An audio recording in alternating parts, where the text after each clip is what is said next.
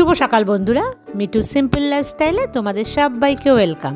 আশা করছি তোমরা সবাই খুব খুব ভালো আছো।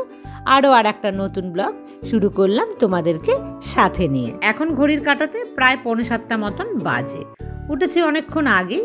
টুকটাক যে কাজগুলো ছিল সে সমস্তগুলো আমি করলাম, তারপরেই কিন্তু ক্যামেরা অন করে তোমাদের সামনে আসলাম। সারাদিন সংসারের কাজ করে নিজের সুখে থাকার চেষ্টাটা আমি করি, কারণ সুখটা যে কপালে লিখে নিয়ে আসতে হয়।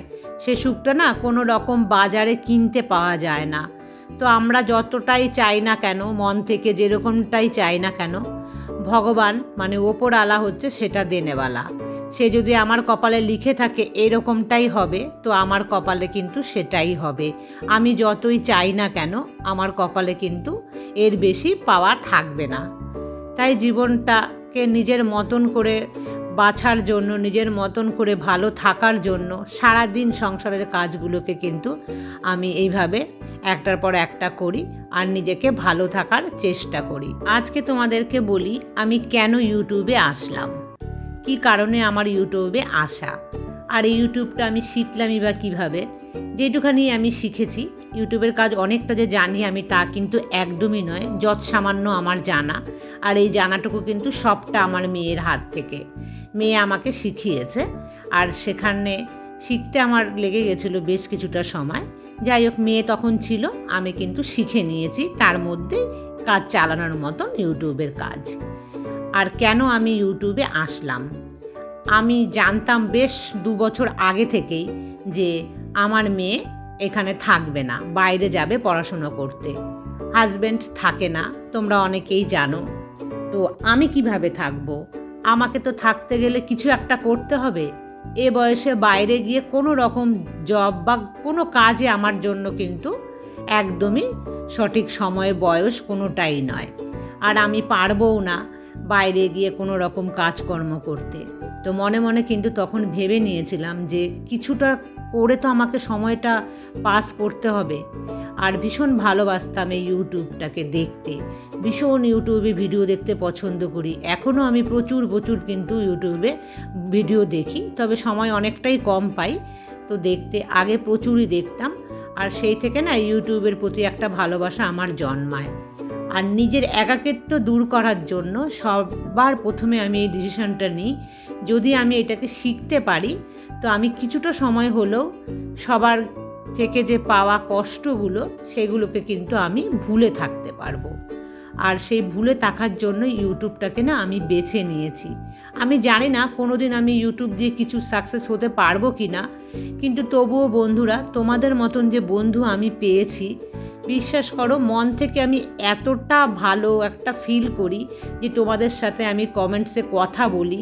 আমি চেষ্টা করি তোমাদের প্রত্যেকের কমেন্টসের কিন্তু রিপ্লাই দেওয়ার, এবং বেশ বড় রিপ্লাই কিন্তু আমি তোমাদের সাথে দিই, কারণ আমি তোমাদের সাথে কথা বলতেও পছন্দ করি। এই কমেন্টসের মাধ্যমেই কিন্তু তোমাদের সাথে আমার কথা হয়, কারণ আমরা কেউ কারো ফোন নাম্বার জানি না বা ফোন করে কথা বলতে পারি না, কিন্তু কমেন্টস করে যে কথাগুলো বলি তখন কিন্তু মনে হয় যে খুব কাছ থেকে আমার আপনজনের সাথে আমি একদম মন খুলে কথা বলছি। অনেকটা সময় পাই না কিন্তু আমি এখন আর, তবু আমি চেষ্টা করি তোমাদের প্রত্যেকের উত্তর খুব তাড়াতাড়ি দেওয়ার। আর আমি মনে করি তোমাদের প্রত্যেকের উত্তর দেওয়াটা মনে হয় আমার এটা কর্তব্য, কারণ তোমরা এত ভালোবেসে আমাকে কমেন্টস করো। সেই কমেন্টসগুলোর উত্তর আমি যদি টাইমের বাহানা করে তোমাদের সাথে না দিই, সেটা কিন্তু আমার উচিত হবে না। আর আমার বিশ্বাস করো ভীষণ ভালো লাগে তোমাদের প্রত্যেকের যে রিপ্লাইগুলো আমি দিই, এগুলো একদম মন থেকেই কিন্তু আমি দিই। তোমরা যেমন ভালোবেসে আমাকে কমেন্টস করো, আমিও ঠিক তেমনি ভালোবেসে তোমাদের কমেন্টসের রিপ্লাইগুলো দিই, এবং আমি অপেক্ষা করি তোমরা কখন কমেন্টস করবে, আর আমি সেই কমেন্টসের রিপ্লাইগুলো তোমাদেরকে দেব। এই যে আমি একা থাকি, এই একা থাকাটা কিন্তু অনেকটা কঠিন। তোমরা অনেকেই সেই জিনিসটা হয়তো ফিল করো, কিংবা অনেকেই জানো তো ফিল করে না। অনেকেই মনে করে নিজের মতন করে অনেক সহজ ব্যাপারটা। আমার জীবনটা হয়তো অনেক আনন্দে খুশিতে একদম ভরা। আমার মানে যে কষ্টটা, এটা কিন্তু অনেকেই ফিল করে না। আমি দেখেছি কাছের লোকরাও অনেকেই ফিল করে না, তারা তাদের মতন করে কিন্তু আমাকে ভাবে। তবে সেই ভাবনাটা তাদের ভাঙার দায় আমার নয়, আমি তাদের চেষ্টাও করি না। আমাকে ভুল বোঝে তো ভুল বুঝুক, একদিন যদি কোনো দিন তারা আমাকে সঠিক বুঝে তো বুঝবে, না বুঝলেও আমি আর চেষ্টাটা কখনোই করব না তাদেরকে বোঝানোর জন্য। এই সংসারটা শুধুমাত্র আমার, আর কারো নয়। এই সংসারের দায় আমার, এই সংসারের ভালো রাখার মন্দ থাকার সমস্তটাই দায় কিন্তু আমার। কারণ আমার সংসারে আমিই একা, আমিই সব কিছুই ভালো মন্দ দেখার দায়িত্ব আমার, আর কেউ নেই। আমি সারাদিন খেলেও কেউ নেই বলার, না খেলেও কেউ নেই বলার। তো এই হলো আমার সংসার, শুধুমাত্র আমার নিজের একার সংসার। তো এই একার সংসারটা যে কতটা কঠিন, কেউ কি বুঝবে জানি না, কোনো দিন বুঝবে কি না। হয়তো অনেকে বুঝবে, অনেকেই বুঝবে না। অনেকেই বলে স্বামী তো টাকা পাঠায়, তোমার আবার কিসের চিন্তা, বসে বসে খাবে, ঘরের কাজ করবে, একা থাকবে, শুয়ে থাকবে, এই ধরনের চিন্তা। আসলে কি এগুলোতে সুখ আসে বন্ধুরা? সুখ কিসে আসে? মানসিক সুখটা সবার আগে মনে হয় মানুষের প্রয়োজন, আর সেই মানসিক সুখটা হয়তো খুব মূল্য না আমাদের কাছে। আমরা কজনাই মানসিক সুখটা পাই। এই মুহূর্তে মানসিক সুখে কিন্তু একদমই আমি নেই। যাই হোক বন্ধুরা, অনেকটা কষ্ট হচ্ছে বলে না এই পুরো কথাগুলো তোমাদের সাথে আমি শেয়ার করলাম। আর একটা কথা বলি, এই যদি আমি এখন ইউটিউব না করতাম, এই ইউটিউব না করে যে তোমাদের মতন বন্ধু না পেতাম, তাহলে আমি কিভাবে থাকতাম বলো তো? একা একা কি একটা মানুষ থাকতে পারে?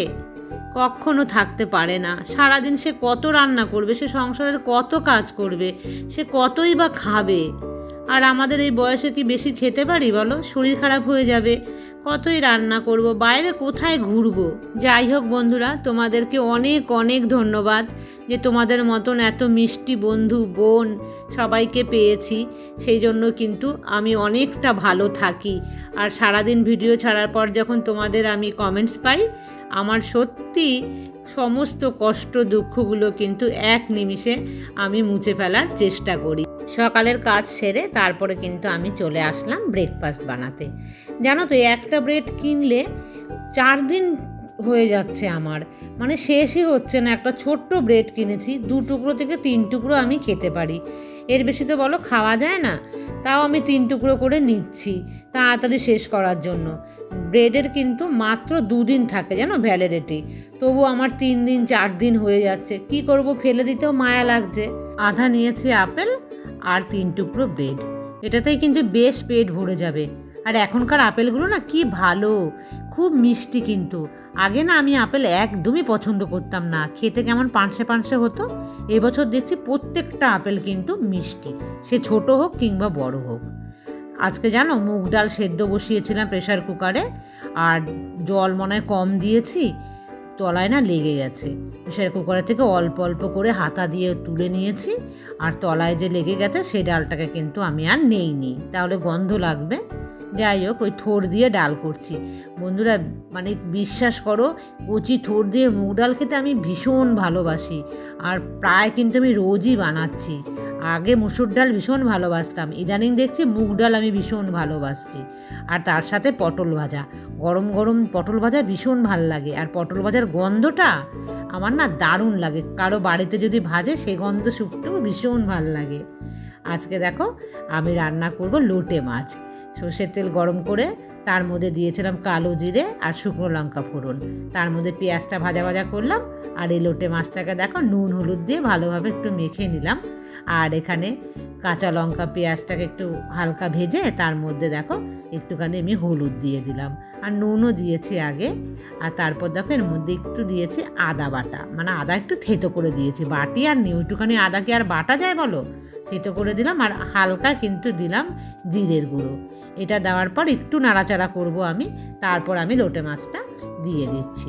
আজকে কিন্তু লোটে মাছের ঝুড়ো বানাবো। আমি না এটা একদম ভালো পারি না গো রান্না করতে, মা ভালো পারে এটা রান্না করতে। দেখো কতটা জল ছেড়ে গেছে। এই লোটে মাছটা না আমার প্রচণ্ড ঘেটে যায়, মা বানায় না খুব সুন্দর হয়। মা একটা বেশ ছাড়া ছাড়া হবে, মানে ভাঙা, কিন্তু আমারটা দেখো একটার সঙ্গে একটা কেমন কাদা কাদা হয়ে লেগে গেছে। যাই হোক, খেতে কিন্তু ভীষণ ভালোবাসি। আর মেয়েকে ভীষণ মিস করছি। মেয়ে ভীষণ পছন্দ করে এই লোটে মাছের ঝুড়ো খেতে। কতগুলো জামা কাপড় কুর্তি সব কিনেছি, তাও দেখো মনটা না ভাল লাগে না। তোমাদের সঙ্গে কথা বলছি, কাজ করছি, তারপরেও থেকে থেকে বারবার না এরকম যেন মনটা উদাস হয়ে যাচ্ছে যে এত কিছু জামা কাপড় খুব আনন্দ করেই কিন্তু কিনেছিলাম, তারপরে না মনটা খারাপ লাগছে। মেয়েটার জন্য ভীষণ মনটা খারাপ হয়ে যায়।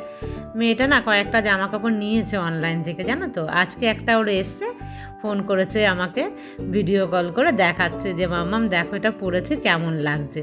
ভালোই লাগছিল মেয়েকে দেখতে। মেয়ে কিনেছে নিজে নিজে একদম, কিন্তু ভালোই পছন্দ করেছে। মানে মডার্ন এখনকার যুগে যেরকম জামা কাপড় হয় ও কিন্তু সেরকম নিয়েছে। এই চুড়িদার কুর্তি কিছুই না, ও ওয়ান পিস নিয়েছে। আর তার আগে একদিন ওখানকার যে শপিং মল আছে ওখান থেকে গিয়েও জিন্সের প্যান্ট টপ এগুলো কিন্তু ও কিনেছে। আর প্রচুরই আছে ওর কাছে জিন্সের প্যান্ট টপ, সেই কারণে আমি আর পাঠাইনি। আমাকে বলেছে তুমি পছন্দ করে চুড়িদার পাঠাও, আমি চুড়িদার এখান থেকে কিনতে পারবো না, আমি বুঝতে পারবো না। তো যাই হোক, মেয়ে পড়বে ওখানে। তবে ওখানে তো পুজো নেই, ওর এক টিচার আছে, সেই টিচারদের যে সোসাইটি সেখানে নাকি পুজো হয়। মেয়ে বলেছে সেদিন যাব, মানে অষ্টমীর দিন চুড়িদার পরে, আর ওখানে এই পুজোটা একটু আনন্দ করব। যে কয়েকজন বাঙালি আছে, বাঙালি তো বেশি নেই, যাই হোক তবু মেয়ে যাবে। আমার এটা শুনে একটু ভালো লাগছে যে ওরা একটু হলেও আনন্দ করবে অষ্টমীর দিন। বন্ধুরা, রান্নাঘরে না এই যে কাজগুলো দেখো, এগুলো কিন্তু রেগুলার করা সম্ভব হয় না, সরিয়ে সরিয়ে করানো। তবে যদি সরিয়ে সরিয়ে না করা না, এই জায়গাগুলোও কিন্তু পরিষ্কার থাকবে না। আর ওই কোনাটায় দেখতে পাচ্ছ না, একটু নোংরা নোংরা মনে হচ্ছে, ওটা কিন্তু নোংরা না, জানো তো। ওই যে নিচে লাল লাল দেখা যাচ্ছে, ওগুলো জানো তো রং পড়েছিল, সেই রঙগুলো না উঠছে না ওখান থেকে। আর ওই আঠার মতন আটকে গেছিলো যখন ওই ফেভিকলের কাজ হয়েছিল ওর মধ্যে। প্রথমের দিকে মিস্ত্রিরা পরিষ্কার করেনি, সেটা আঠার মতো আটকে গেছে, সেটা কিন্তু এখন আর উঠবে না। যাই হোক, তবু আমি চেষ্টা করি রান্নাঘরের কাজ হয়ে যাওয়ার পর কিন্তু যে ফ্লোরটাকে খুব ভালোভাবে প্রায় প্রত্যেক দিনই বলতে গেলে আমি পরিষ্কার করে নিই সাথে সাথে। তাতে কি হয়, দাগগুলো একদম কিন্তু উঠে যায়। স্নান করে চলে আসলাম, দেখো ভাতের সঙ্গে লেবু নিয়েছি, আর এই যে মাছ দেখেছো কেমন ঘেটে গেছে, পটল ভাজা, আর এই যে থোড় দিয়ে ডাল। এর দারুণ লাগে কিন্তু আমার খেতে। বন্ধুরা, তোমরা যারা ভালো না বাসো তারাও একদিন বানিয়ে দেখো, বেশ ভালোই লাগবে খেতে। যাই হোক বন্ধুরা, তোমাদেরকে একদম নিজের মনে করে মনের অনেকটা কিন্তু কষ্টকে উজাড় করে দিলাম তোমাদের সামনে। আর আজকের মতন এই পর্যন্তই রাখছি, আবার দেখা হবে নেক্সট ব্লগে। ততক্ষণ তোমরা সবাই ভালো থেকো।